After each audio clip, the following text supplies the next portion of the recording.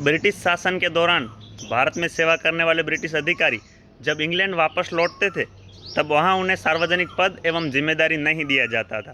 तर्क यह था कि वे लोग ये मानते थे कि उन लोगों ने गुलाम भारत पर शासन किया है, जिसकी वजह से उनका दृष्टिकोण एवं व्यवहार अहंकारित हो गया होगा।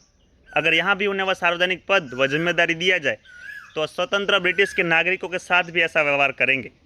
दोस्तों, इस बात को समझने के लिए मेरे पास एक वाक्य है जो मैं आप लोगों के साथ शेयर करना चाहता हूँ। एक ब्रिटिश महिला जिनके पति भारत और पाकिस्तान में सिविल सेवा अधिकारी थे, उस महिला ने अपने जीवन के कई वर्ष भारत के विभिन्न हिस्सों में बिताए और जब वो इंग्लैंड वापस लौटते हैं तब अपने संस्मरणों को याद करते हुए एक सुंदर पुस्तिका लिखती है। वह महिला लिखती है कि गुलाम भारत में ब्रिटिश शासन के दौरान मेरे पति एक जिले के डेप्यूटी कमिश्नर थे। तब मेरी बेटी 1 साल की थी और मेरा बेटा 4 साल का था। डेप्यूटी कमिश्नर को मिलने वाली कई एकड़ों में बनी हवेली में हम रहते थे। सैकड़ों लोग गुलाम भारत में डेप्यूटी कमिश्नर के परिवार और उनकी सेवा में लगे रहते थे। हमारे यहाँ रोज़ पार्टियाँ होती थी। जिले के बड़े बड़े जमींदार हमें अपने शिकार के कार्यक्रमों में आमंत्रित करते थे और हम जिसके पास जाते थे वह अपने आप में गर्व महसूस करते थे, अपने आप में सम्मान मानते थे। गुलाम भारत में जब हम ट्रेन में यात्रा करते थे तब हमें नवाबी ठाठ से लैस आलीशान कंपार्टमेंट आरक्षित किया जाता था और सफ़ेद कपड़ों वाला ड्राइवर ट्रेन की यात्रा शुरू करने के लिए हमसे अनुमति मांगने आता था और हमारा परिवार जब अनुमति देता था तब ट्रेन की यात्रा शुरू होती थी। गुलाम भारत में हमारी शान और शौकत इतने थे कि स्वतंत्र ब्रिटिश प्रांत में भी महारानी और शाही परिवार को शायद मुश्किल से मिलती होगी।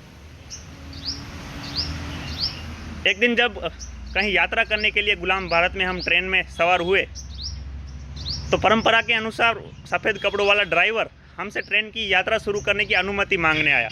मैं कुछ बोलूं उससे पहले मेरे बेटे का कुछ कारणवश मूड खराब था, जिसकी वजह से मेरे बेटे ने ट्रेन की यात्रा शुरू करने से मना कर दिया। सफ़ेद कपड़ों वाला ड्राइवर जो हुक्म छोटे सरकार यह कह के चल दिया। थोड़ी देर बाद पूरे स्टेशन पर अफरा तफरी मच गई। स्टेशन मास्टर और उसके साथ पूरा स्टाफ मेरे बेटे के सामने ट्रेन की यात्रा शुरू करने के लिए भीख मांगने लगा, लेकिन मेरे अहंकारित बेटे ने ट्रेन की यात्रा शुरू करने से फिर से मना कर दिया। आखिरकार उस महिला ने अपने बेटे को चॉकलेट के वादे राजी तो कर लिया, लेकिन वो अहंकार दिख रहा था कि अपने बेटे में कितना अहंकार है। कुछ महीनों बाद वह महिला अपने रिश्तेदारों एवं दोस्तों से मिलने के लिए अपने बेटों के साथ अपने प्रांत वापस चली गई। जहाज से उतरने के बाद वहाँ उन्हें ट्रेन से यात्रा करनी थी, इसलिए वह स्टेशन पर पहुँचती है।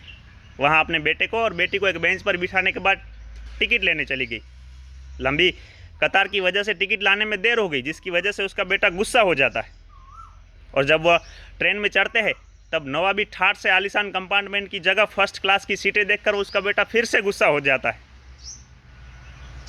और जब समय से ट्रेन की यात्रा शुरू होती है तब उसका बेटा चीखता है और चिल्लाता है और कहता है कि ये कैसा उल्लू का पट्टा ड्राइवर है जिसने हमारी अनुमति के बिना ट्रेन की यात्रा शुरू कर दी। मैं पापा को बोलकर उन्हें जूते लगवाऊंगा। तब उस महिला को अपने बेटे को समझाना मुश्किल हो रहा था कि यहाँ एक स्वतंत्र ब्रिटिश प्रांत है, तुम्हारे बाप का जिला नहीं है। यहाँ तुम्हारे बाप के जैसे तीसरे दर्जे के अधिकारी तो क्या, राजा और प्रधानमंत्री को भी अख्तियार नहीं है कि अपने अहंकार की संतुष्टि के लिए आम लोगों को परेशान करे।